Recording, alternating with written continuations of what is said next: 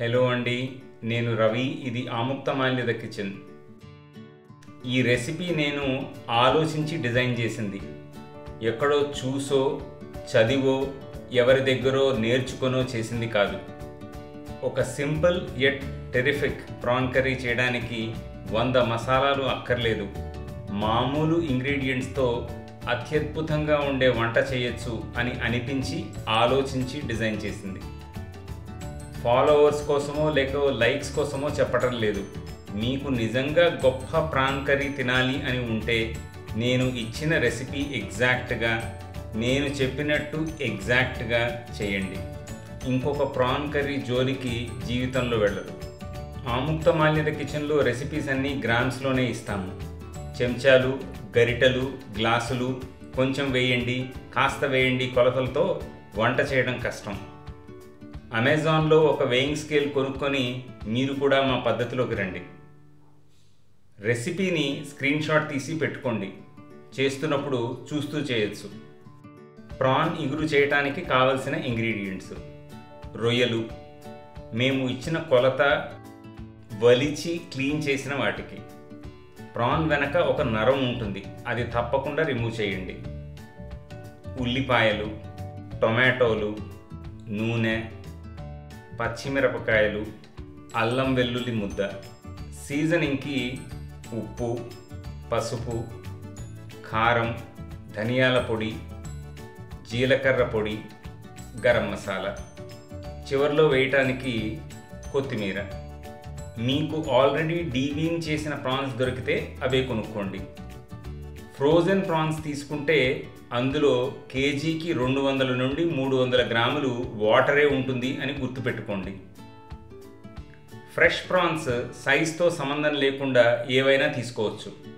నీట్గా క్లీన్ చేసి 3 సార్లు నీళ్లు మారుస్తూ కడిగి పక్కన పెట్టుకోండి. ఉల్లిపాయలు, టొమాటోలు అత్యంత సన్నగా తరుక్కోండి. ఎంత సన్నగా తరుక్కుంటే అంత మంచిది ఈ కూరకి. పచ్చిమిరపకాయలు నిలువున చీరుకోండి. కొత్తిమీర సన్నగా తరుక్కోండి. ఒక మూకుడు లేకపోతే ఒక చట్టి తీసుకొని అందులో నూనె పోసి మంట హైలో పెట్టుకొని అందులో ఉల్లిపాయలు వేయండి. కాన్స్టెంట్గా ఉల్లిపాయలు గరిటెతో కలుపుతూ గోల్డెన్ బ్రౌన్ కలర్ వచ్చే వరకు వేయించండి. మధ్యలో అందులోకి పచ్చిమిరపకాయలు వేయండి.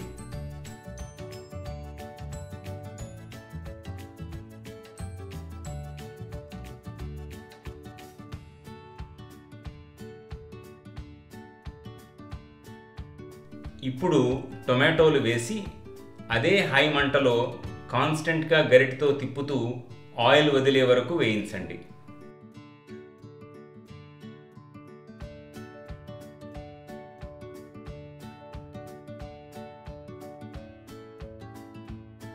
ఇప్పుడు అల్లం వెల్లుల్లి ముద్ద వేసి అది బాగా కలిసేటట్టు తిప్పి మళ్ళీ ఆయిల్ వదిలే వరకు వేయించండి. ఇప్పుడు రొయ్యలు వేసి బాగా కలపండి. రొయ్యలు నీళ్లు వదులుతాయి. కలుపుతూ రొయ్యలు ఉడికే వరకు వండండి.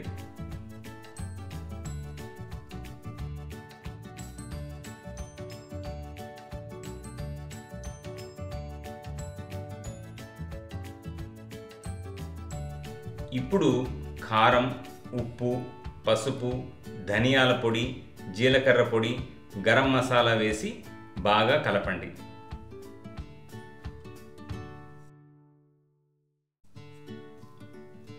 మంట పూర్తి సిమ్లోకి మార్చి ఒక మూత పెట్టి కూర అంచుల్లో ఆయిల్ వదిలే వరకు వండండి.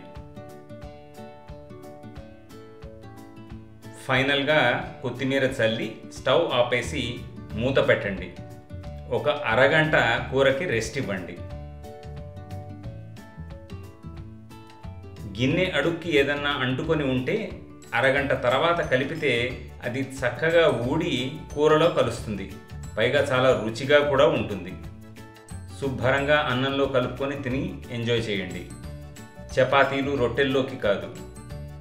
నేను దీని గురించి అంత గొప్పగా ఉంటుంది, ఇంత గొప్పగా ఉంటుంది అని 100 మాటలు చెప్పదలుచుకోలేదు. ఇప్పటి వరకు ఇది తిన్నవాళ్ళు ఎవరు నచ్చలేదు అని నాతో ఒక్కసారి కూడా చెప్పలేదు. నిజంగా ఈ రెసిపీ ట్రై చేసిన వాళ్ళు బాగుంది అని కామెంట్ చేయకుండా ఉండరు.